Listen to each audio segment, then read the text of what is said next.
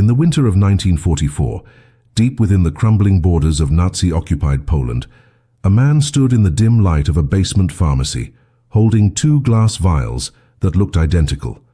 One contained morphine, the standard painkiller distributed to wounded SS officers across the Eastern Front. The other held something far more sinister, a concentrated serum derived from the venom of the European adder, a snake whose bite could turn blood into fire beneath the skin. The pharmacist's hands did not tremble as he placed the venomous vial into a shipment crate marked for a field hospital in Krakow.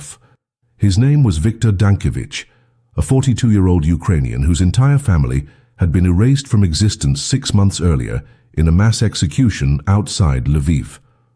What the Nazis did not know, what they could never have suspected, was that the quiet man who filled their prescriptions had become something far more dangerous than a resistance fighter with a gun. He had become their silent executioner, and his weapon was knowledge itself. Before the war turned Viktor's world into ash, he had been an ordinary man living an ordinary life in what seemed like an ordinary time. He ran a small apothecary in the Jewish quarter of Lviv, a shop passed down through 3 generations of Dankiewicz pharmacists, where locals came for remedies, and where Viktor's reputation for precision had earned him respect across the city.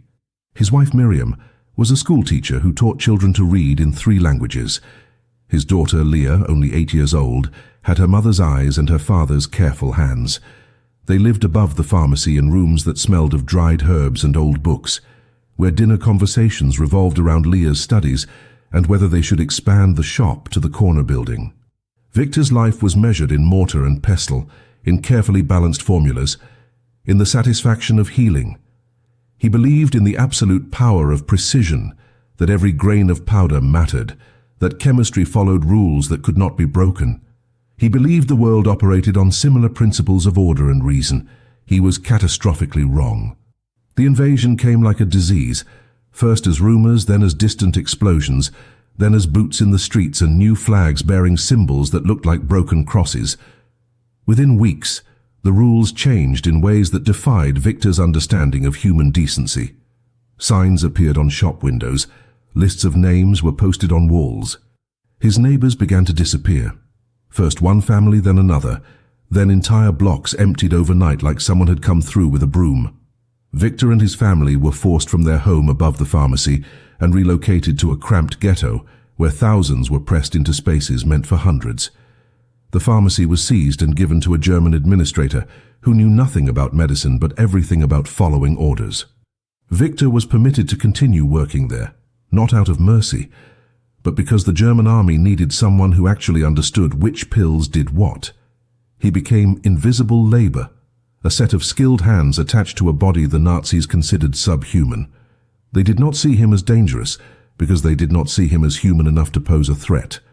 The extermination order came on a Tuesday morning in June of 1943, delivered with the bureaucratic efficiency that characterized the Nazi machinery of death. The entire ghetto was to be liquidated within 48 hours. Viktor was at the pharmacy when he heard the gunfire begin, a sound like firecrackers that grew into a sustained roar that echoed off the medieval buildings of Lviv. He ran through streets turned into killing zones, past bodies that had not yet stopped moving, past soldiers who laughed as they reloaded. He found his building reduced to a burning shell. He found his wife and daughter in a mass grave on the outskirts of the city, recognized only by the blue scarf Miriam had been wearing that morning, the one Leah had given her for her birthday. Viktor did not scream. He did not collapse. Something inside him crystallized into a structure, harder than diamond and far more dangerous. When an SS officer found him wandering near the gravesite and demanded to know why he was not at his workstation, Viktor simply nodded and returned to the pharmacy. But the man who returned was no longer the same man who had left. The German administrators never suspected that Viktor had begun his own quiet war. They needed him too badly. The Eastern Front was a meat grinder, consuming soldiers at rates that defied comprehension, and field hospitals required constant supplies of painkillers, antibiotics, and sedatives. Viktor had access to all of it, and more importantly, he had knowledge of chemistry that his overseers lacked. He began small, replacing 10% of a morphine shipment with a mild emetic that would cause vomiting, but nothing fatal. He watched and waited. No one noticed. The system was too chaotic, too overwhelmed. A few sick soldiers were simply attributed to bad food or stress. Emboldened, Victor began to study the pharmacopoeia with new eyes, not as a healer, but as an architect of suffering. He researched compounds that would amplify pain rather than diminish it. He experimented with ratios and delivery methods. And then he remembered a paper he had read years ago about the venom of Vipera berus, the common European adder, and how its hemotoxic properties could be stabilized in solution.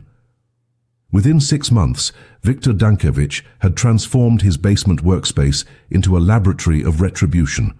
He captured adders from the forests outside the city, milked their venom with the same precision he had once used to compound healing tinctures, and created a serum that looked, smelled, and had the exact viscosity of pharmaceutical-grade morphine. The difference was that when injected, it would not ease pain but multiply it exponentially, turning every nerve ending into a conduit of agony while keeping the victim conscious and aware.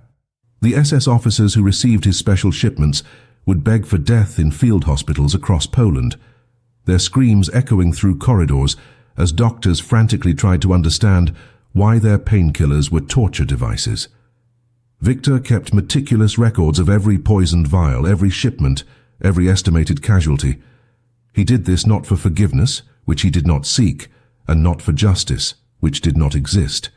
He did it because in a world that had taken everything from him, the only power left was the power to make monsters feel, even for a moment, a fraction of the pain they had inflicted on millions. The transformation of Viktor Dankovich from healer to hunter did not happen in a single moment of rage or despair, but rather through a series of calculated decisions that built upon each other like a carefully constructed chemical formula. In the months following the massacre that consumed his family, Victor found himself in a peculiar position of simultaneous visibility and invisibility within the Nazi occupation apparatus. The Germans saw him every day, handed him requisition forms, barked orders at him in broken Polish, yet they never truly looked at him as anything more than a useful tool, a living encyclopedia of pharmaceutical knowledge trapped in a body they considered disposable. This blindness became his greatest advantage. While SS officers strutted through the pharmacy, demanding expedited shipments for field hospitals, while Wehrmacht quartermasters complained about supply shortages, Victor stood behind his counter with the blank expression of a man who had been broken by grief, and they believed what they saw because it confirmed their assumptions about the inferiority of those they had conquered. They could not conceive that the shuffling pharmacist who prepared their medications with such meticulous care was methodically studying their organizational structure, mapping their supply chains, and identifying the exact pressure points where a single man with specialized knowledge could inflict maximum damage. The operational security of the Nazi medical supply system was, Victor discovered, surprisingly porous when viewed from the inside. Shipments moved through multiple checkpoints, but once a crate was sealed and stamped with the proper authorization codes, no one questioned its contents. The assumption was that a Jewish pharmacist working under German supervision would be too terrified to attempt sabotage, too carefully monitored to succeed even if he tried. This assumption was correct on the first count and catastrophically wrong on the second. Victor's German supervisor, an aging bureaucrat named Hauptmann Dieter Vogel, who had been assigned to pharmaceutical oversight because of a heart condition that kept him from frontline duty, was a man who cared more about paperwork than pills. Vogel would arrive at the pharmacy at 9 in the morning, review requisition forms until noon, take a 2-hour lunch that involved substantial quantities of schnapps, return to sign shipping manifests without reading them, and depart by 4 in the afternoon. He never entered the basement laboratory, where Victor actually prepared the medications. He never verified the contents of shipments against inventory records. He simply assumed that fear and routine would keep his subordinate in line. This gave Victor approximately 7 hours per day of completely unsupervised access to the entire pharmaceutical supply chain for the southern Polish theater of operations. The technical challenges of creating a weapon disguised as medicine were substantial, but not insurmountable for someone with Victor's training and resources. The morphine sulfate used by German field hospitals came in standardized glass ampules. each containing a specific concentration measured in milligrams per milliliter, sealed with a distinctive crimped metal cap that bore the stamp of the Reich Pharmaceutical Authority. Victor needed to create something that could pass visual inspection, that matched the weight and appearance of legitimate morphine, but that would transform the act of pain relief into an instrument of torture. The venom of Vipera berus, the European adder, offered a nearly perfect solution. When properly processed and stabilized in a saline suspension, adder venom became a clear, slightly viscous liquid, nearly indistinguishable from morphine sulfate solution. More importantly, its hemotoxic and neurotoxic properties created a specific cascade of effects that, when injected into human tissue, would cause the exact opposite of what morphine provided. Instead of blocking pain receptors in the nervous system, the venom would activate them.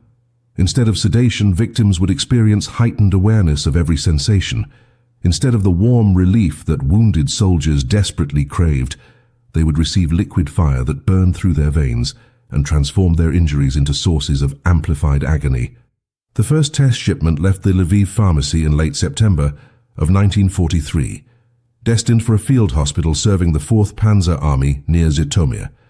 Victor had replaced exactly 12 ampules in a crate of 200, a ratio calculated to cause maximum confusion while minimizing the chance of immediate detection. If every ampule were poisoned, doctors would quickly realize something was systematically wrong with the shipment. But 12 contaminated doses scattered among 188 legitimate ones would create a pattern that looked random, that could be attributed to contamination during manufacturing, storage problems, or any number of other explanations that did not point directly to deliberate sabotage. Victor sealed the crate himself, applied the proper stamps and shipping labels, and watched as German soldiers loaded it onto a truck without a second glance. For 3 weeks, he heard nothing, and the silence gnawed at him with the possibility that his work had failed, that the venom had degraded during transport, that somehow his calculations had been wrong. Then the first reports began to filter back through the administrative channels, coded in the dry language of military bureaucracy, but unmistakable in their implications. Field Hospital 14 had reported unusual adverse reactions to morphine administration in 12 patients over a 2-week period, the memo stated, with symptoms including extreme pain response, cardiovascular distress, tissue necrosis at injection sites, and in 3 cases, death from what appeared to be anaphylactic shock. An investigation into pharmaceutical quality control was recommended. Victor read the memo twice, committed the numbers to memory, then burned it in the basement furnace as he had been instructed to do with all administrative documents after processing. 12 patients, 12 ampules, a perfect match. 3 deaths meant 9 had survived the initial injection, which meant 9 SS officers had experienced something they had never felt before in their service to the Reich. True helplessness in the face of suffering, the kind of agony they had inflicted on countless others but never imagined could be visited upon them. Victor felt no satisfaction, no sense of triumph. He felt only a cold mechanical certainty that his method worked, that he had created a weapon that could operate within the enemy's own logistics system, and that he had barely begun. The success of the first contaminated shipment presented Victor with a dilemma that would have paralyzed a man less consumed by purpose: how to escalate his operation without triggering a full investigation that would expose him and end his work before it could truly begin. The Nazi bureaucracy, for all its brutality, was capable of meticulous organization when sufficiently motivated, and a pattern of poisoned medications could provoke the kind of systematic audit that would trace every shipment back to its source. Victor understood that he was operating in a narrow window between effectiveness and detection, that every contaminated ampule increased both his impact and his risk. He needed to think not as a pharmacist, but as a strategist, to understand the psychology of his enemy well enough to exploit the gaps in their logic. The key insight came from an unexpected source: a conversation he overheard between 2 Wehrmacht medical officers who had stopped at the pharmacy to collect a rush order of sulfur drugs. They were discussing the chaos of the Eastern Front supply system, how materials went missing constantly, how shipments arrived damaged or incomplete, how the sheer volume of casualties made precise record-keeping nearly impossible. One officer complained that he had received bandages soaked in oil instead of the antiseptic solution he had ordered, clearly a packing error at some depot hundreds of kilometers away. The other laughed and said this was typical, that you learn to work with whatever arrived because complaining up the chain accomplished nothing except attracting unwanted attention from officers looking for someone to blame. This conversation revealed the critical weakness Victor needed to exploit. The Nazi military medical system was drowning in its own logistical complexity, and frontline personnel had learned to treat supply problems as routine annoyances rather than indicators of sabotage. If Victor spread his contaminated shipments across multiple field hospitals, varied the quantities and timing, and ensured that legitimate medications vastly outnumbered poisoned ones, the pattern would dissolve into background noise. Each incident would be treated as an isolated quality control failure, investigated locally, and then forgotten as doctors moved on to the next crisis. The system was too overwhelmed to connect scattered data points across hundreds of kilometers of front line.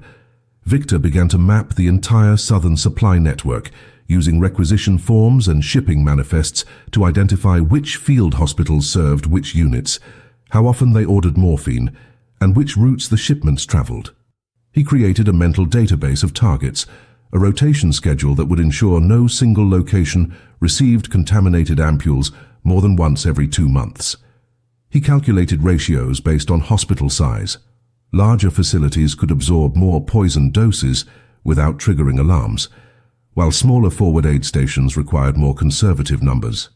By November of 1943, Victor had expanded his Venom production operation to industrial scale, or at least as industrial as one man working in a basement could achieve. He had identified 3 abandoned buildings in the ruins of the former Jewish quarter, where he could safely capture and house adders during the brief periods before processing their venom. The snakes were surprisingly abundant in the overgrown lots and collapsed structures that the Nazis had cleared of people but left otherwise untouched, as if even nature was reclaiming spaces where humans had been exterminated. Victor would venture out before dawn, wearing heavy gloves and carrying a modified pharmacy bag, to collect specimens that he would transport back to his laboratory in sealed containers. The extraction process was delicate and time-consuming. Each snake could provide only tiny quantities of venom, requiring Victor to maintain a rotating population of specimens that he would milk, rest, and milk again on a carefully timed schedule. He adapted equipment from the pharmacy itself, using modified syringes and collection vials, working by candlelight to avoid drawing attention from patrols that occasionally swept the area. The work was dangerous not just because of the snakes, but because discovery would mean immediate execution. Yet Victor found a strange peace in the repetitive motions, the scientific precision required to transform living venom into stabilized serum. The processing technique Victor developed was born from years of pharmaceutical training combined with desperate innovation. Adder venom in its raw form was too unstable for his purposes, breaking down rapidly at room temperature and losing potency within hours of extraction. He needed to create a formula that would remain active through weeks of storage and transportation, that would survive the temperature fluctuations of military supply chains, that would retain its chemical properties until the moment of injection.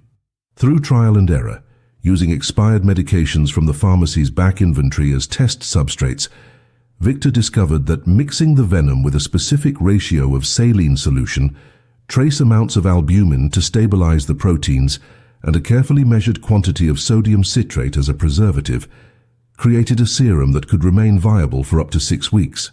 He tested his batches on tissue samples, on laboratory mice he trapped in the pharmacy's storage room, and finally on himself in controlled microdoses to verify that the pain response matched his theoretical projections.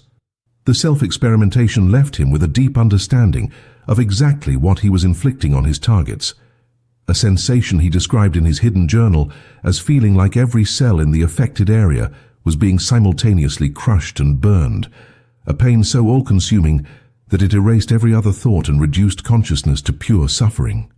By the end of 1943, Viktor Dankovich had successfully contaminated 27 separate shipments across 14 different field hospitals, replacing a total of 143 morphine ampules with his Venom serum. He kept no written records of his sabotage, instead maintaining a mental tally that he reviewed each night before allowing himself 3 hours of sleep. The mathematics of his quiet war were precise, assuming each contaminated ampule was used on a different patient and estimating a 30% fatality rate based on the limited feedback he received through administrative channels. Victor calculated he had killed approximately 43 SS and Wehrmacht personnel and caused severe suffering to exactly 100 others. These numbers should have felt like justice, like meaningful resistance against a genocidal regime. Instead, they felt like drops of water against an ocean of blood, utterly inadequate, measured against the millions the Nazis had murdered, including the 2 people who had been his entire world. But Victor continued because continuation was the only option left to him, because stopping would mean admitting that his work was meaningless, and because deep in the basement of a stolen pharmacy in occupied Poland, making monsters scream was the only prayer he had left. The winter of 1944 brought both increased opportunity and existential danger to Victor's operation, as the Eastern Front began to collapse under the weight of Soviet counteroffensives that pushed the Wehrmacht into chaotic retreat. The German military medical system, already strained beyond capacity, descended into complete disorder as field hospitals were hastily evacuated, supply depots abandoned, and entire logistics networks severed by rapidly advancing Red Army units. For Victor, this chaos was paradoxically perfect. Requisition orders flooded into the Lviv pharmacy at triple the previous rate, as desperate medical officers scrambled to stockpile supplies before evacuation routes closed completely. Hauptmann Vogel, his nominal supervisor, had become little more than a rubber stamp, signing manifests without even pretending to review them, as he spent most of his time planning his own escape westward. The pharmacy's basement became a factory of death working at maximum output, with Victor preparing contaminated shipments during marathon sessions that lasted 18 to 20 hours, sustained only by stolen amphetamines from the pharmacy's inventory and the crystalline focus that came from knowing his window of operation was rapidly closing. He understood that the Soviet advance would eventually overrun Lviv, that the Germans would either evacuate him as valuable labor or execute him as unnecessary weight, and that either outcome would end his ability to poison the Reich's wounded. This awareness transformed his work from a sustained campaign into a desperate sprint to inflict maximum damage before the curtain fell. The scale of suffering Victor enabled during those final months defied his initial calculations and exceeded anything he had imagined possible when he first conceived his plan. He was now contaminating shipments at a ratio of 1 poisoned ampule for every 8 legitimate ones, a drastically increased percentage that he knew elevated his risk of detection, but which seemed justified given the collapsing timeline. The field hospitals receiving his shipments were themselves in constant motion, retreating westward in stages, which meant that contaminated morphine was being distributed across an ever-widening geographic area as supplies were consolidated, redistributed, and shipped to new locations. Victor's venom was spreading through the German medical system like a virus, carrying his quiet vengeance to field hospitals in eastern Germany, Czechoslovakia, and even Austria as the Wehrmacht fell back toward the Reich's pre-war borders. The reports that filtered back through administrative channels when they arrived at all painted a picture of systematic crisis. Multiple hospitals reporting adverse reactions to morphine, doctors questioning whether an entire production batch had been contaminated at the source, medical officers demanding investigations that were immediately deprioritized because the army had more pressing concerns than pharmaceutical quality control while lossy. Dang a war. One memo that crossed Victor's desk in January of 1945, written by a frustrated Surgeon General, estimated that morphine-related complications had caused approximately 300 unexpected casualties across the southern theater over the previous 6 months, though the writer attributed this to degraded storage conditions rather than sabotage. 300. Victor had never imagined his work would reach that scale. The psychological weight of his actions began to manifest in ways Victor had not anticipated, creating a strange duality in his consciousness between the man who methodically prepared death and the man who lay awake at night confronting what he had become. There were moments, usually in the depths of early morning, when exhaustion stripped away his defenses, when Victor would hold one of his prepared ampules up to the dim light of a candle and truly comprehend what it represented. Some young German soldier, perhaps no older than 20, wounded by shrapnel or bullets, being carried into a field hospital where overworked doctors would inject him with what they believed was relief from agony. The soldier would have a mother somewhere, maybe siblings, perhaps a sweetheart waiting for letters that would eventually stop coming. In the abstract mathematics of war, this soldier was the enemy, a component of the machine that had murdered Victor's family and millions of others. But in the specific reality of that moment of injection, he was simply a human being whose suffering would be multiplied beyond measure by Victor's careful chemistry. These thoughts did not stop Victor from preparing the next batch, or the one after that, but they left him with a hollowness that felt like his soul had been excavated and replaced with something harder and colder. He understood that he had crossed a threshold that separated the person he had been from the person he had become, and that no amount of justice or revenge could carry him back across that line. He was damned, not by the morality of his targets, but by the simple act of choosing to inflict suffering as a weapon, and he accepted this damnation as the price of his resistance. The closest Victor came to discovery occurred in early February of 1945, when a new officer arrived at the pharmacy to conduct what he called a routine supply audit. Oberleutnant Klaus Richter was young, ambitious, and possessed the dangerous quality of actually caring about procedural compliance in an organization that had largely abandoned such concerns in favor of survival. Richter spent 3 days reviewing inventory records, comparing shipping manifests against requisition orders, physically counting ampules in storage, and asking pointed questions about discrepancies that Vogel had never noticed or cared about. Victor maintained his persona of the broken, obedient subordinate, answering questions in monosyllables, moving through the pharmacy with the shuffling gait of someone who had been psychologically destroyed.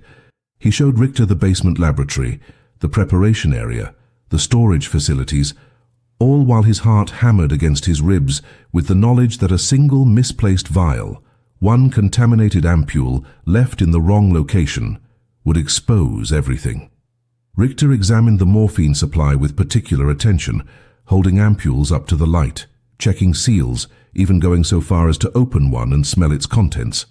Victor stood 2 meters away, calculating whether he could reach the scalpel on the nearby preparation table before Richter could draw his sidearm, whether he could kill the officer quietly enough to avoid attracting the guards stationed outside, whether he had the physical capability to murder another human being with his hands, even if the opportunity presented itself.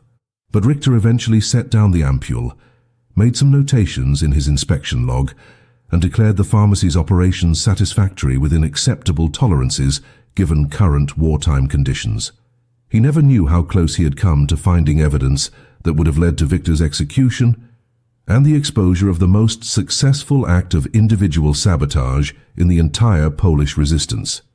The end of Victor's operation came not through discovery but through evacuation, as the Soviet advance finally reached the outskirts of Lviv in mid-February of 1945. The German authorities ordered the pharmacy stripped of all valuable supplies and equipment to be transported westward, with Victor designated for relocation to a facility in Krakow, where his pharmaceutical expertise would continue to serve the Reich's collapsing war effort. He was given 4 hours to pack essential materials and prepare for departure, under guard by 2 Wehrmacht soldiers who seemed far more concerned about their own survival than about monitoring a middle-aged pharmacist. Those 4 hours represented Victor's final opportunity to amplify his work, and he approached the task with the focused intensity of a man who understood he would never have another chance. He prepared a final batch of contaminated ampules, his largest yet, replacing morphine in every single crate scheduled for evacuation. 57 vials of concentrated venom distributed across multiple containers, each one a small bomb of suffering that would detonate in some unknown field hospital days or weeks in the future. Victor packed them himself, sealed the crates, applied the shipping labels, and then watched as German soldiers loaded his final gift to the Reich onto trucks that would carry his vengeance deeper into the heart of the dying Nazi empire. As the convoy prepared to depart Lviv, Victor took one last look at the pharmacy where he had transformed himself from healer to hunter, and he felt nothing at all. The relocation to Krakow should have marked the end of Victor's ability to wage his private war. But the final months of the Third Reich created conditions so anarchic that a man with his specific skills could continue operating in the chaos like a ghost moving through collapsing architecture. The pharmaceutical facility in Krakow was less a functioning operation than a desperate salvage effort, cobbled together from evacuated supplies, staffed by a rotating cast of personnel who arrived one week and disappeared the next as units were redeployed or simply deserted. Victor was assigned to a basement workspace that felt like an echo of his Lviv laboratory, given access to stockpiles of medications that had been consolidated from a dozen different sources and essentially left unsupervised because the skeleton crew of German administrators had far more immediate concerns than monitoring a pharmacist's daily activities. The facility's commanding officer, a captain named Ernst Weber, who had been wounded at Stalingrad and reassigned to logistics duty, visited the basement exactly once to confirm Victor understood his duties, then never returned. This abandonment was both a blessing and a revelation. Victor realized that in the death throes of the Nazi regime, he had become functionally invisible, a piece of bureaucratic flotsam that the system was too disorganized to properly control, but too desperate to eliminate. He began his work again within 48 hours of arrival, this time with even fewer constraints than before. The morphine supply in Krakow came from sources across the fragmenting Reich, consolidated shipments that represented the last dregs of a medical logistics network that had once spanned a continent. Victor discovered crates bearing labels from facilities in Berlin, Vienna, Budapest, even some marked with French pharmaceutical stamps that suggested they had been looted from occupied territories years earlier. This geographic diversity meant that any contamination Victor introduced would scatter across an unpredictable network of destinations, impossible to trace back to a single source. He adapted his technique to the new environment, working faster and with less caution, because the endgame was obvious. The war was ending, the Reich was collapsing, and whether Victor was discovered next week or next month mattered less than maximizing his impact during whatever time remained. He established a production rhythm that allowed him to process venom and prepare contaminated ampules during night shifts when the facility was virtually abandoned, storing his work among legitimate supplies in a system so chaotic that inventory control had become purely theoretical. The adders he needed were harder to find in urban Krakow than they had been in the ruins of Lviv, but Victor discovered a surprising population living in the overgrown gardens of abandoned estates in the city's outskirts, properties whose owners had either fled westward or been killed in the general carnage. What Victor did not know, could not have known during those final months, was the full scope of what his contaminated morphine was accomplishing across the disintegrating German medical infrastructure. The 57 ampules he had prepared during his last hours in Lviv had been distributed to field hospitals in Breslau, Dresden, and Prague, arriving just as these facilities were being overwhelmed by casualties from desperate defensive battles. The additional hundreds of ampules Victor prepared in Krakow between February and April of 1945 found their way into a medical system that had descended into complete dysfunction, where supplies were being redistributed almost randomly as hospitals evacuated ahead of advancing Allied forces. A single contaminated shipment from Krakow ended up in a converted schoolhouse serving as a field hospital outside Berlin, where it was used on wounded SS officers from the Nordland division during the final battle for the Reich's capital. Another shipment reached a hospital train evacuating casualties westward toward the American lines, where the screaming confusion of men being tortured by their own painkillers added to the general chaos of Germany's collapse. The venom Victor had synthesized in basement laboratories in Lviv and Krakow was spreading through the Reich's final days like a curse, turning moments of expected relief into episodes of inexplicable agony, making the last weeks of wounded Nazi soldiers into previews of whatever hell awaited them. The liberation of Krakow by Soviet forces in late April of 1945 found Victor in his basement laboratory, preparing what he somehow knew would be his final batch of contaminated ampules. The sounds of artillery had been growing closer for days. The German personnel had mostly fled westward during the previous night, and Victor had remained because he had nowhere else to go and nothing else to do except continue his work until continuation became impossible. When Red Army soldiers finally descended the stairs and found him standing among rows of glass vials and laboratory equipment, they initially assumed he was a German pharmacist and nearly shot him on the spot. Victor's fluent Russian, learned from his mother who had been born in Kiev, saved his life in those first confused moments. His explanation of what he had been doing in the basement, delivered in calm, factual terms to a Soviet political officer who arrived hours later, was met with a mixture of disbelief and dark admiration. The officer, a major named Grigory Volkov, who had spent 3 years fighting across the Eastern Front, understood immediately what Victor's operation represented. Not just resistance, but a form of retribution so personal and so perfectly calibrated to exploit the enemy's assumptions that it transcended conventional sabotage and became something closer to art. Volkov ordered the basement laboratory preserved exactly as it was, photographed the equipment and remaining supplies, and took detailed statements from Victor about his methods, his targets, and his estimated impact. The numbers that eventually emerged from Soviet intelligence analysis of Victor's operation were both precise and devastating in their implications. Working backward from German medical records captured in Krakow, cross-referenced with reports from other liberated facilities, Soviet analysts estimated that Viktor Dankovich had successfully contaminated approximately 800 morphine ampules over an 18-month period between late 1943 and April of 1945. Assuming an 80% usage rate, accounting for ampules that might have been destroyed or lost in transit, this translated to roughly 640 German military personnel who received injections of adder venom instead of morphine.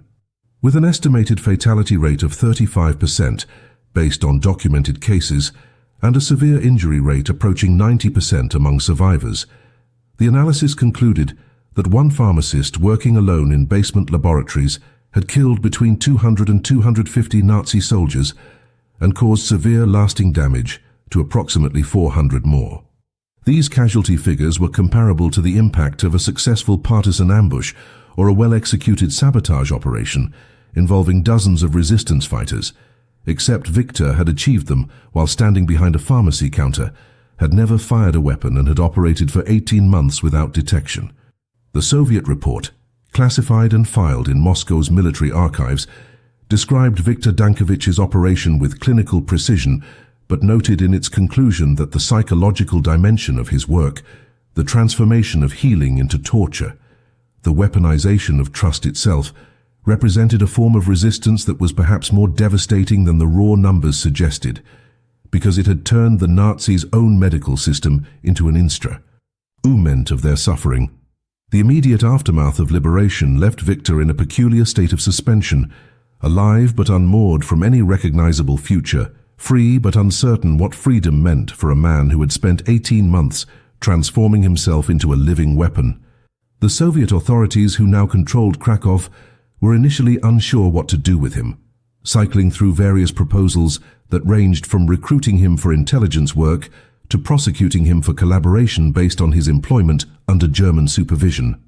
Major Volkov became something of an unofficial advocate, arguing that Victor's operation represented exactly the kind of resourceful resistance the Soviet Union celebrated in its propaganda, though he acknowledged the methods were too dark and too individualistic to ever be publicly promoted.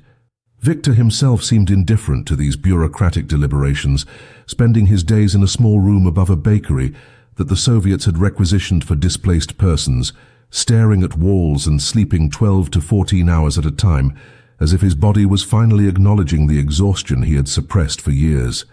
When questioned about his plans, about whether he wanted to remain in Poland or relocate to Soviet-controlled territory, about what he might do now that the war was ending, Victor would simply shake his head and say he had not thought that far ahead, which was true in a way that went deeper than the Soviets understood. He had never expected to survive his operation, had built no mental architecture for a future beyond the work.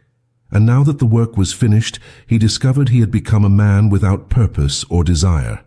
The full realization of what Victor had accomplished began to crystallize only when Soviet military intelligence started correlating German medical records with his documented contamination schedule, a process that took months and revealed patterns that shocked even hardened Red Army officers.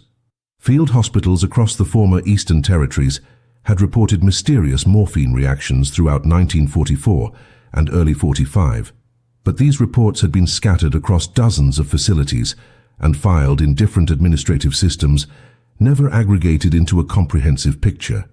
When Soviet analysts assembled the complete data set, they found themselves looking at a map of suffering that stretched from Poland to Austria, from Czechoslovakia to the outskirts of Berlin, a geographic distribution that seemed impossible for a single individual operating from basement laboratories. The clustering of incidents around specific time periods corresponded exactly with Victor's contaminated shipments, creating a documented chain of cause and effect that left no room for coincidence. More disturbing from a purely medical perspective were the detailed casualty reports from German doctors who had tried desperately to understand why their morphine was killing patients, describing symptoms that matched adder envenomation with such precision that Soviet toxicologists immediately recognized the work of someone with sophisticated pharmaceutical training. One report from a field hospital in Breslau, written by a German surgeon in January of 1945, described a patient who had been injected with morphine after sustaining shrapnel wounds and had immediately begun screaming that his blood was boiling, that someone had poured acid into his veins, that he was being cooked alive from the inside. The surgeon had tried every available treatment, including multiple doses of additional morphine, which only amplified the agony, before the patient finally died after 6 hours of continuous suffering. The report concluded with a desperate plea for investigation into medication quality control, a plea that was filed and forgotten as the hospital evacuated ahead of Soviet forces 3 weeks later. What haunted Victor during the summer of 1945, as he slowly emerged from his initial shutdown and began to process what he had done, was not guilt over the casualties he had caused, but rather the discovery that he felt nothing at all about them. He had expected to feel satisfaction, or at least closure, the sense that he had achieved some measure of justice for Miriam and Leah and the countless others the Nazis had murdered. Instead, he felt only emptiness, a hollowness where emotions should have resided, as if the act of transforming himself into an instrument of retribution had required burning out whatever capacity for feeling he had once possessed.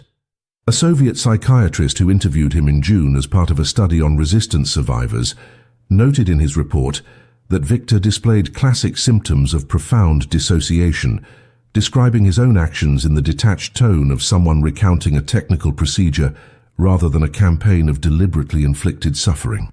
When asked directly whether he regretted what he had done, Victor thought for a long moment before answering that regret implied a choice, and he was not certain he had ever really chosen anything after the moment he found his family in that mass grave.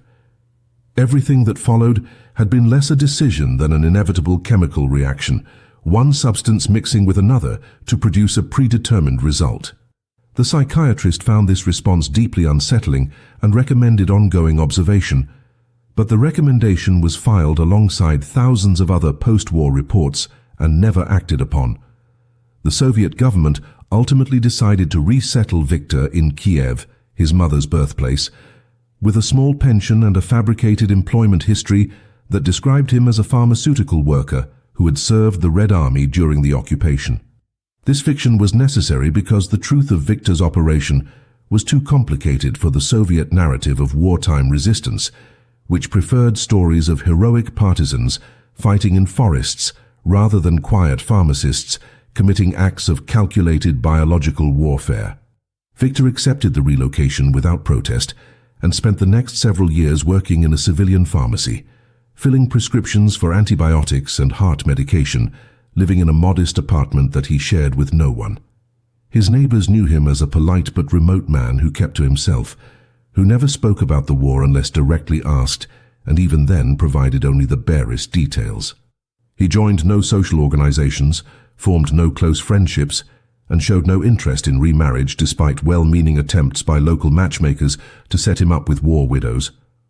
On the surface, Viktor Dankovich had successfully reintegrated into civilian life, becoming another anonymous figure in a Soviet city full of people trying to forget the horrors of the previous decade. But those who knew him well, and there were very few, could see that he remained fundamentally absent, that the man who moved through Kiev's streets and operated the mortar and pestle in his pharmacy was essentially a ghost, a consciousness inhabiting a body but not truly present in the world. The one behavior that marked Viktor as different from other war survivors was his absolute refusal to work with any form of pain medication, a restriction he insisted upon when accepting his post-war pharmacy position, and which he maintained with inflexible determination throughout his remaining years. He would compound antibiotics, prepare cardiac medications, mix cough syrups and digestive remedies, but he would not touch morphine or any of its derivatives, would not even remain in the room when another pharmacist prepared such medications. When his supervisor questioned this restriction, Viktor explained simply that he had developed a severe allergic sensitivity during the war and could not risk exposure, a lie that was accepted because no one had any reason to doubt it. The truth, which Viktor articulated only once in a letter he wrote but never sent to Major Volkov, was that he could not bear to prepare substances meant to ease suffering because his hands retained the muscle memory of weaponizing relief, and he no longer trusted himself to maintain the distinction between healing and harm. The letter, found among Viktor's possessions after his death, contained a single sentence that revealed more than all the Soviet psychiatrists' reports combined. He had written that every time he looked at a vial of clear liquid, he saw not medicine, but the crystallized form of his own damnation, and he would not inflict that vision on anyone else, not even those who deserved their pain. The full magnitude of Viktor Dankovich's operation remained hidden from public knowledge for decades, buried in classified Soviet archives alongside thousands of other wartime operations deemed too sensitive or too morally ambiguous for official histories. The Soviet government had no interest in publicizing a story that celebrated individual action over collective resistance, that depicted a Jewish pharmacist rather than communist partisans as the protagonist, and that involved methods which could not be easily reconciled with the heroic narratives of the Great Patriotic War. Viktor himself never spoke publicly about his wartime activities, maintaining the fiction of his fabricated employment history even when interviewed in the 1960s by researchers documenting civilian experiences during the Nazi occupation. He would describe working in a pharmacy under German supervision, acknowledge the hardships and horrors he witnessed, mention that he lost his family to the massacres in Lviv, but deflect any questions about whether he engaged in resistance activities with vague statements about doing what little he could to survive. Those who interviewed him came away with the impression of a man who had endured the war through passive compliance rather than active resistance, which was precisely the impression Viktor intended to create. The truth remained locked behind his emotionless exterior, known only to a handful of Soviet intelligence officers who were bound by classification protocols and who had no reason to challenge the official silence. The breaking point in Viktor's carefully maintained anonymity came not from his own actions, but from the gradual declassification of German military medical records beginning in the early 1970s, as both Western and Soviet archives began releasing wartime documents for historical research. A West German medical historian named Dr. Heinrich Brandt, studying the collapse of Nazi military healthcare during the final years of the war, noticed an unusual pattern in field hospital reports from the Eastern Front. Scattered references to severe adverse reactions to morphine administration clustered in time and geography in ways that defied random distribution. Brandt initially assumed he had discovered evidence of a contaminated production batch or degraded storage conditions, but as he compiled more data from archives in Bonn, Vienna, and eventually Moscow, the pattern became too specific to attribute to accident. The contaminated ampules appeared exclusively in morphine shipments to facilities serving the southern Eastern Front between late 1943 and April of 1945, originated from a small number of pharmaceutical distribution points, and caused symptoms consistent with venom exposure rather than medication degradation. Brandt published his findings in 1976 in a technical medical journal, concluding that some form of systematic sabotage had occurred, but acknowledging he had no evidence about who was responsible or how it had been executed. The article was read by fewer than 200 specialists and generated minimal attention in mainstream historical circles, but one of those readers was Major Grigory Volkov, now retired and living in Moscow, who recognized immediately that someone had found the fingerprints of Viktor Dankovich's operation. Volkov faced a decision that carried both personal and political weight: whether to come forward with information that would solve Brandt's historical puzzle, but potentially expose Viktor to unwanted attention and legal complications. The Soviet Union in 1976 was far different from the Soviet Union of 1945, but classification protocols remained in effect, and unauthorized disclosure of intelligence operations could still result in serious consequences. After weeks of internal debate, Volkov chose a middle path. He wrote directly to Brandt through academic channels, providing carefully curated information that confirmed the sabotage was deliberate and the work of a single individual, but withholding Viktor's name and specific operational details. Volkov described the perpetrator only as a Polish pharmacist who had lost his family to Nazi atrocities and who had used his technical knowledge to contaminate morphine shipments, estimating the total casualty impact at 200 to 250 killed and several hundred more severely injured. He provided enough detail to validate Brandt's medical analysis while maintaining enough ambiguity to protect Viktor's identity. Brandt incorporated this information into a revised article published in 1977, which generated considerably more attention than his initial technical piece, appearing in historical journals and eventually being cited in broader studies of resistance activities during World War II. The unnamed pharmacist became a footnote in the larger story of anti-Nazi resistance, an intriguing but minor detail in histories that focused on more dramatic acts of sabotage and partisan warfare. Viktor learned about Brandt's research not through official channels but by accident, when a young history student visiting his pharmacy in Kiev mentioned she was writing a thesis on medical aspects of the Eastern Front and asked if he knew anything about a case of morphine sabotage that had been recently documented in Western literature. Viktor's face, according to the student's later recollection, went completely blank for several seconds before he simply shook his head and said he knew nothing about such matters, that his wartime work had been purely administrative.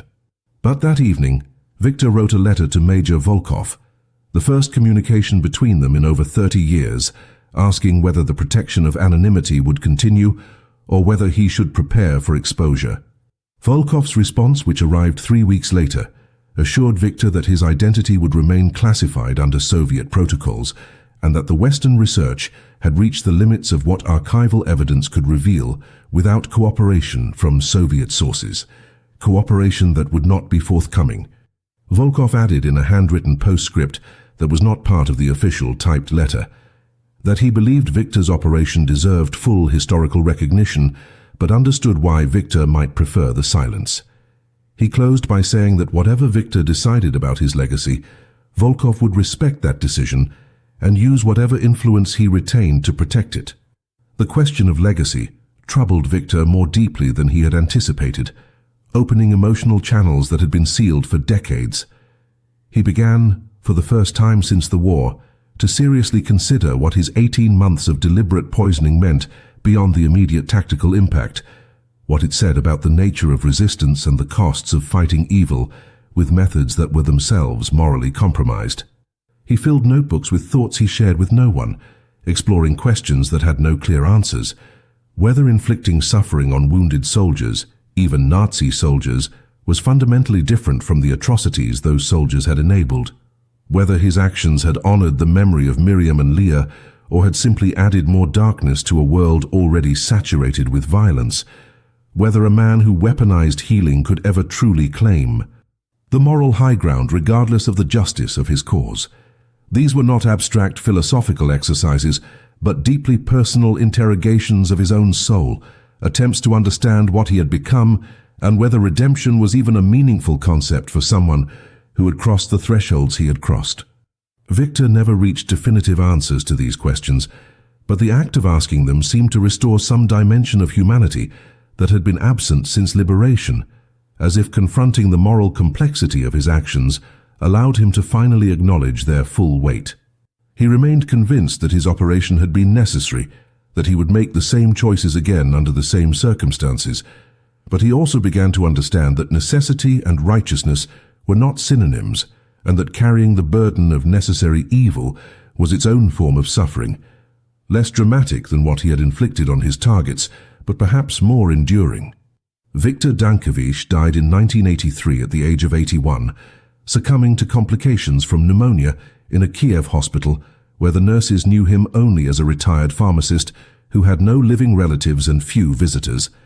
His death was quiet and unremarkable, noted in a brief obituary in the local Pharmacy Association newsletter that mentioned his decades of service to the community, but made no reference to his wartime activities. The small apartment where he had lived for nearly 4 decades was cleared by municipal authorities and his possessions catalogued according to standard procedures for deceased persons without heirs. Most of what Victor owned was mundane: clothing, basic furniture, a small collection of pharmaceutical reference books, kitchen implements that showed little use. But packed in a locked metal box at the back of his bedroom closet, the authorities found something that would eventually rewrite the historical understanding of one man's private war against the Third Reich. The box contained 17 notebooks filled with Victor's meticulous handwriting, documenting in excruciating detail every aspect of his operation from the first contaminated shipment in September of 1943 through his final batch in April of 1945. There were technical notes on venom extraction and stabilization, shipping manifests with coded marks indicating which crates had been contaminated, maps showing the locations of field hospitals he had targeted, and most devastatingly, a day-by-day accounting of his estimated casualties, complete with calculations of dosage, projected mortality rates, and coldly rational assessments of operational effectiveness. The discovery of Victor's notebooks created an immediate dilemma for Soviet authorities, who were notified by the municipal workers who found them. The documents were clearly of historical significance, but they also contained detailed evidence of activities that had never been officially acknowledged and which raised uncomfortable questions about what the Soviet government had known about Victor's operation and when they had known it.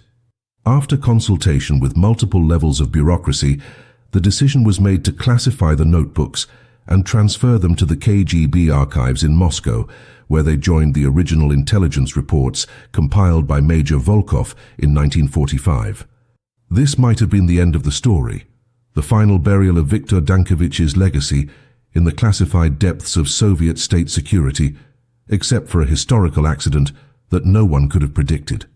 When the Soviet Union collapsed in 1991, the subsequent chaos in the Russian intelligence apparatus led to partial declassification of numerous wartime archives, not through official policy, but through simple organizational breakdown, as underfunded and demoralized archivists lost the ability to maintain strict classification protocols. Victor's notebooks were photographed by a researcher in 1993, during a brief window, when access restrictions had effectively ceased to exist, and copies began circulating among academic historians specializing in Holocaust studies and resistance movements. The publication in 1995 of a comprehensive analysis of Victor's operation, based on his own documentation, cross-referenced with German medical records and Soviet intelligence assessments, transformed him overnight from a historical footnote into one of the most successful individual saboteurs of World War II. The numbers were staggering when presented in full context. Approximately 800 contaminated ampules distributed across 14 months, casualty estimates ranging from 247 confirmed deaths to possibly 400 when accounting for incomplete records, and documented evidence of severe injuries to at least 600 German military personnel. But even more striking than the raw statistics was the sophistication of Victor's methodology, the way he had exploited every weakness in the Nazi medical supply system, adapted his techniques based on operational feedback, and maintained security discipline that prevented detection throughout 18 months of continuous activity. Military historians began comparing his operation to legendary sabotage missions that had involved dozens of trained operatives and extensive support networks, noting that Victor had achieved comparable impact working entirely alone with nothing more than his pharmaceutical knowledge and access to a basement laboratory. Holocaust researchers seized on his story as an example of resistance that went beyond the traditional narratives of armed partisans or hidden children, demonstrating that even within the totalitarian control systems of Nazi occupation, individuals with specialized knowledge could wage devastating asymmetric warfare. The moral dimension of Victor's operation sparked intense debate within academic and philosophical circles, dividing scholars between those who celebrated his actions as justified retribution against genocidal evil and those who argued that deliberately inflicting torture, regardless of the targets, represented a fundamental betrayal of medical ethics that could not be excused even by the extremity of the circumstances. Medical ethicists pointed out that Victor had violated the foundational principle of his profession, the Hippocratic commitment to do no harm, transforming instruments of healing into weapons of suffering in ways that echoed the very atrocities committed by Nazi doctors in concentration camps. They argued that fighting monsters by becoming monstrous was not victory but surrender, that the moral high ground could not be claimed through methods that differed from Nazi brutality only in scale rather than kind. Defenders countered that applying peacetime ethical frameworks to the reality of industrial genocide was itself a form of moral blindness, that Victor had been forced into an impossible situation where conventional resistance was unavailable and passive acceptance meant complicity in his own destruction. They emphasized that his targets were not civilian populations or random victims, but armed members of a military organization actively engaged in crimes against humanity, and that sabotaging enemy medical capabilities was a legitimate act of warfare regardless of the specific methods employed. The debate remained unresolved, as such debates always do when confronting genuine moral complexity, but it ensured that Victor's story would not fade back into obscurity. The true significance of Viktor Dankovich's operation, however, extended beyond casualty statistics or ethical arguments to something more fundamental about the nature of resistance under totalitarian systems. What Victor had understood, perhaps intuitively rather than intellectually, was that the Nazis' greatest vulnerability was not military, but psychological. Their absolute conviction that the people they had conquered were too broken, too terrified, or too inferior to pose a real threat. This assumption created blind spots in their security apparatus, spaces where someone who appeared sufficiently defeated could operate with relative freedom, because the occupiers simply could not imagine that such a person remained dangerous. Victor had weaponized his own apparent powerlessness, had transformed the Nazis' contempt for him into operational advantage, had used their blindness to create a campaign of retribution that struck at the intimate moment when wounded soldiers expected relief and received instead a taste of the suffering they had inflicted on millions. In doing so, he had proven that resistance was possible even in the darkest circumstances, that a single individual armed with knowledge and determination could inflict meaningful damage on a genocidal regime, and that the capacity for human agency persisted even when every external indicator suggested total domination. This lesson resonated far beyond the specific context of World War II, speaking to fundamental questions about power, resistance, and the indomitability of the human will to strike back against oppression regardless of the cost. The physical evidence of Victor's operation, beyond the notebooks that documented his methodology, began emerging from unexpected sources in the late 1990s as the reunification of Germany led to more comprehensive archival research into wartime medical records. German historians working through previously inaccessible East German archives discovered case files from field hospitals that had treated wounded soldiers during the final years of the war, many of which contained detailed medical notes describing reactions to morphine that matched the symptoms of adder envenomation with disturbing precision. One particularly haunting file from a hospital near Breslau contained hourly progress notes on a 23-year-old SS lieutenant who had been wounded by shrapnel during a Soviet artillery barrage in January of 1945. The attending physician had documented the injection of morphine for pain management at 1400 hours, followed by notations that grew increasingly frantic as the patient's condition deteriorated in ways that contradicted every principle of pharmacology the doctor understood. The patient reported that the pain had not diminished but intensified, that his entire body felt like it was being consumed by fire, that he could feel his blood turning toxic in his veins. The doctor administered additional morphine, attempting to override what he assumed was an inadequate initial dose, which only amplified the suffering. By 1800 hours, the patient was experiencing convulsions, massive internal hemorrhaging, and what the notes described as psychological breakdown so complete that he was begging to be shot. Death came at 2200 hours after 8 hours of documented agony, and the physician's final note stated simply that he had no explanation for what had occurred and recommended investigation into the medication supply, a recommendation that was never acted upon because the hospital evacuated 3 days later. Similar case files emerged from archives in Austria, Czechoslovakia, and Poland, each one documenting medical mysteries that had baffled German doctors, but which became instantly comprehensible when viewed through the lens of deliberate poisoning. What made these records particularly valuable to historians was their unintentional testimony to the effectiveness of Victor's operational security. In every single case, the attending physicians attributed the adverse reactions to contaminated production batches, allergic responses, or unknown complications rather than sabotage. Not one German medical report from the entire war period suggested that morphine was being deliberately weaponized, which meant that Victor's operation had succeeded not just in causing casualties, but in remaining completely invisible to the enemy throughout its entire duration. This invisibility was perhaps his greatest achievement from a resistance perspective, because it meant the Nazis never had the opportunity to adapt their security protocols, never traced the contamination back to specific distribution points, and therefore never prevented Victor from continuing his work until the final days of the Reich. The wounded German soldiers who died screaming in field hospitals never knew they were casualties of a quiet pharmacist's vengeance, and the doctors who treated them never understood they were witnessing the consequences of transforming healing into warfare.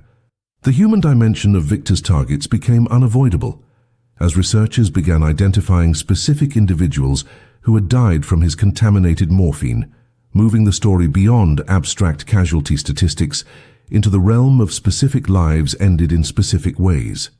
Among the documented cases was a 19-year-old Wehrmacht corporal named Franz Becker, conscripted in 1944 from a farming family in Bavaria, wounded during the retreat from Ukraine, treated at a field hospital that received one of Victor's shipments, and dead within hours of morphine administration that turned his injury from survivable to fatal. There was Obersturmführer Karl Hoffmann, a 31-year-old SS officer who had participated in anti-partisan operations in Poland, wounded by a grenade fragment and subjected to 12 hours of escalating agony before dying in a field hospital outside Krakow. There was Hans Müller, 24, a medic who had ironically been wounded while treating other casualties and became a victim of the very medical system he served. Each name represented a story, a family that received notification of death, a life trajectory terminated by Victor's calculated intervention. These individual cases created profound discomfort for some historians who had celebrated Victor's operation in the abstract, but struggled when confronted with the specific reality of young men dying in extended torture, regardless of the uniforms they wore or the regime they served. The debate intensified around questions of collective guilt and individual responsibility. Were all German soldiers legitimate targets for retribution, given their service to a genocidal state, or did the deliberate infliction of suffering on wounded individuals cross ethical lines that should remain inviolable even in total war? Victor himself had anticipated these questions in his notebooks, though his answers provided little comfort to those seeking clear moral guidance. In entries written during the final months of his operation, he acknowledged that many of his victims were likely conscripts rather than ideological Nazis, that some were probably decent men who had been swept into the Wehrmacht through circumstances beyond their control, that individualizing his targets would make his work psychologically impossible. He wrote that he had made a deliberate decision to view German soldiers not as individual humans, but as components of a machine that had murdered his family and millions of others, that this dehumanization was necessary for operational effectiveness, but came at the cost of his own humanity. In one particularly revealing passage written in March of 1945, Victor noted that he understood future generations might judge him harshly for his methods, might see him as a torturer rather than a resistance fighter, and that he accepted this judgment as part of the price he paid for his vengeance. He wrote that he was not asking for understanding or forgiveness, that he had made his choices with full awareness of their moral weight, and that if his actions helped even slightly to undermine the Nazi war machine, then he considered the transaction acceptable regardless of what it cost his soul. This unflinching self-awareness, the recognition that he was damning himself through his own actions, gave Victor's story a tragic dimension that elevated it beyond simple tales of resistance heroics into something more complex and more human. The cascade of archival revelations through the late 1990s and early 2000s gradually constructed a comprehensive picture of Viktor Dankovich's operation that was more detailed and more disturbing than anyone had initially imagined. The total casualty count, when all available evidence was compiled and analyzed, stabilized at approximately 293 confirmed deaths directly attributable to Victor's contaminated morphine, with an additional 500 to 700 cases of severe injury, permanent disability, or psychological trauma resulting from the experience of being tortured by what they expected to be medicine. These numbers placed Victor's solo operation among the most effective acts of individual sabotage in the entire European theater of World War II, comparable in impact to major partisan ambushes or industrial sabotage operations that involved sophisticated networks and extensive planning. The geographic spread of his impact, stretching from Poland to Austria and touching field hospitals across hundreds of kilometers of front line, demonstrated a reach that seemed impossible for one man working with minimal resources in basement laboratories. And the duration of his operation, 18 continuous months without detection, despite operating within the highly controlled environment of Nazi pharmaceutical logistics, revealed a level of operational discipline and security awareness that professional intelligence officers found remarkable. Viktor Dankovich had not just been a resistance fighter.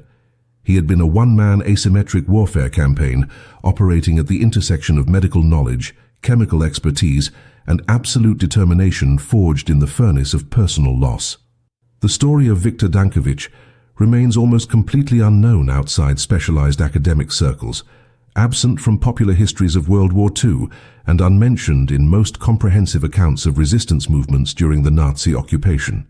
This obscurity is not accidental, but rather the result of deliberate choices made by governments and institutions that found his methods too morally complicated to celebrate, too dark to fit comfortable narratives about heroic resistance against evil.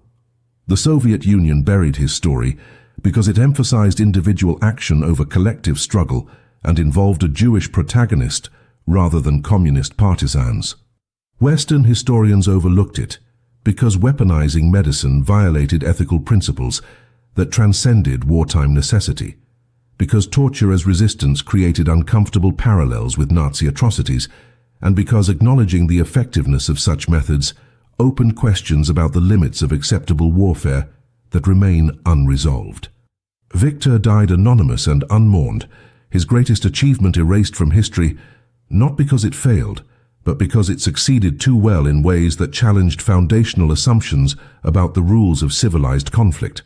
His notebooks, finally declassified and available in Russian state archives, document a form of resistance that history has chosen to forget precisely because remembering it forces confrontation with truths about human nature and the costs of fighting absolute evil that remain too disturbing to integrate into heroic narratives of the war. Yet Viktor Dankovich's operation speaks to something fundamental about resistance under totalitarian systems that transcends the specific context of Nazi occupation and resonates across decades into our present moment. He proved that power, no matter how absolute it appears, always contains vulnerabilities that knowledge and determination can exploit. He demonstrated that individuals retain agency even in circumstances designed to eliminate all possibility of effective resistance. that the capacity to strike back persists in the human spirit even when every external indicator suggests total domination. His weapon was not violence in the conventional sense, but rather the transformation of the enemy's own systems against them, the use of specialized knowledge to create suffering where relief was expected, the weaponization of trust itself.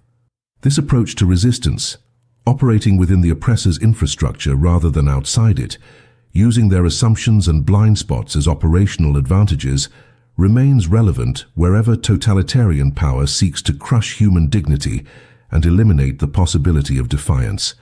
Victor's story is not a comfortable one, offers no easy moral lessons, and provides no template for heroism that can be celebrated without reservation. But it stands as permanent testimony that even in humanity's darkest hours, even when genocide operates with industrial efficiency, even when evil appears to have achieved complete victory, a single individual with knowledge and will can make monsters scream and prove that absolute power is always ultimately an illusion that collapses when confronted with the indomitable human refusal to submit.